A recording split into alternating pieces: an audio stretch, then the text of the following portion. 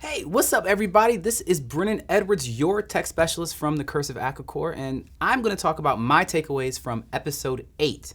So, without further ado, the first thing I want to talk about is, well, we're deep in the mystery now, and there's two sides to the mystery. One side of the mystery is really talking about what's going on with this Tutunkanara guy and what's happening with all these people that go out, and who is this Gunther Hawk guy? They talk about it, Paul and Bobby are on it, obviously mostly Paul at this point. And the other side, me, Moose, and Megan are out looking to see if we can find an entrance to obviously the city of Akakor, or possibly some other part of the mystery that's on the other side.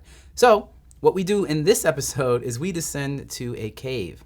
I'm going to talk about descent first because, again, the show does a really good job of not showing you how incredibly difficult it is to get from point A to point B.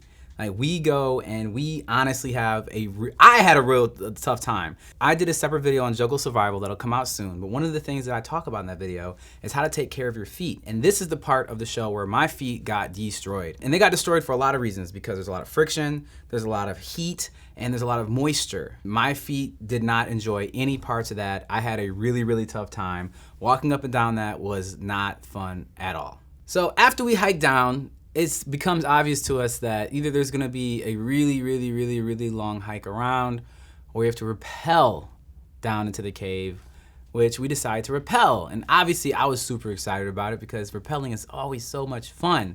And I actually have some BTS footage of me getting ready to do that and learning from Megan as well as some of our other team or crew how to rappel, because I didn't know how to do it. So check it out.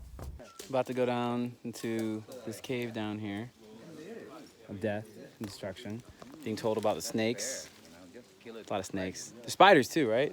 Yep, scorpions, spiders inside the... Scorpions and spiders. It sounds like a fun place. Really bad Maybe we should bring the kids here, you know?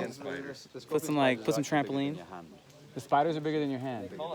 He has a big hand too. You see that hand? It's a big hand. But those big spiders aren't really all that dangerous, are they? I don't know, they probably bite. You know, he just did that to mess with me. He wants me to be nervous, but I'm never nervous. I'm never shaken.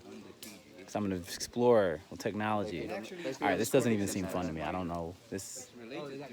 Why couldn't Tutunkanara pick a place that was, like, cool?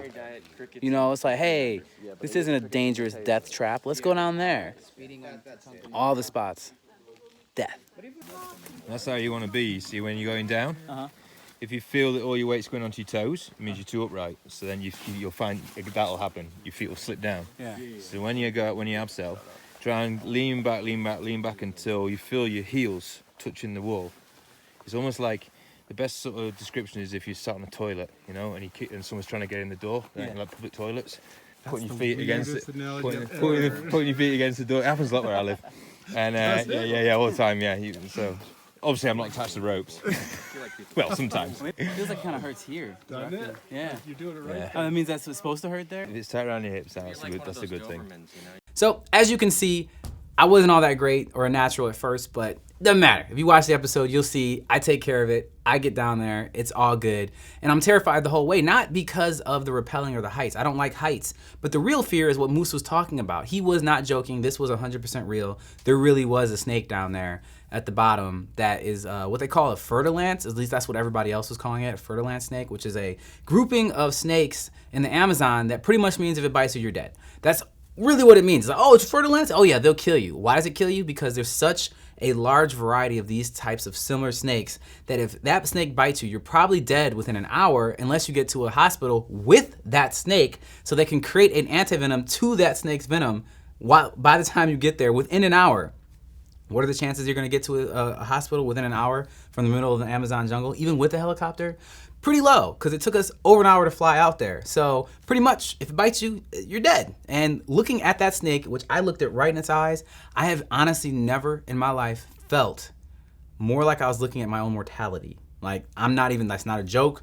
That's not like, I'm not even being funny or scared. It's honestly looking at your mortality, because that snake represents the end of you if it so chooses to be that. And it was really weird to look at it in the eyes. I don't know why I did that, but I did it. Oh, one other note about rappelling down the side of the cliff to get to the cave is that I actually felt good about the rappelling. And the reason is because the last time we saw somebody rappel, it was Megan. And she did it off a 1,000-foot waterfall and was here to tell the story. She's the one who hooked up the ropes. She's the one who took it together. I trust her. I trusted her to the end of the earth and back. And she said, Brennan, you're gonna be safe. Here's how you do it. I'm good to go. So honestly, wasn't worried about going down there because I was with Megan.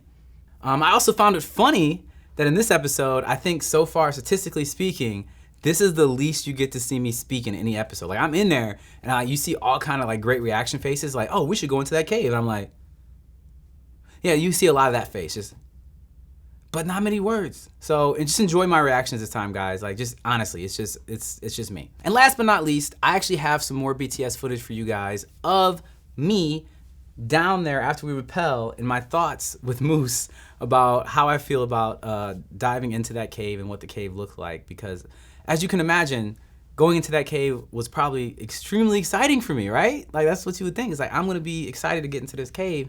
So you should check out this video from the behind the scenes. This is the cave that they're like, Brennan, now that you've rappelled down here, you get to go down there. Who doesn't want to go down there? It looks like so much fun. What? Sounds like you don't. Do I? Do you, Brennan? No, I don't. I don't really want to. But, you know, we got to find out if this city is, if the city's real. We have to find out if the Tunkanar actually took people here. Geologically, how do you feel about this? Like, what's special about this cave? I'm excited. Caves like this aren't very common because this is sandstone quartz and it's hard to erode. Like big caves in limestone settings like Florida, here, this probably took 100 million years, 200 million years to form this. So it's a pretty big deal for a geologist. All right. Thank you guys so much for checking out my recap of this episode 8, Curse of Akakor. I've done one for every single episode, so you can scroll back through and see them. I personally think they are the best way to finish an episode after you've seen it. And make sure you check out the rest of it because there's going to be a lot more coming. And honestly, next episode, I'm pretty sure it's about to get real. It's about to get real because I'm going into a cave. So enjoy me out there. Peace.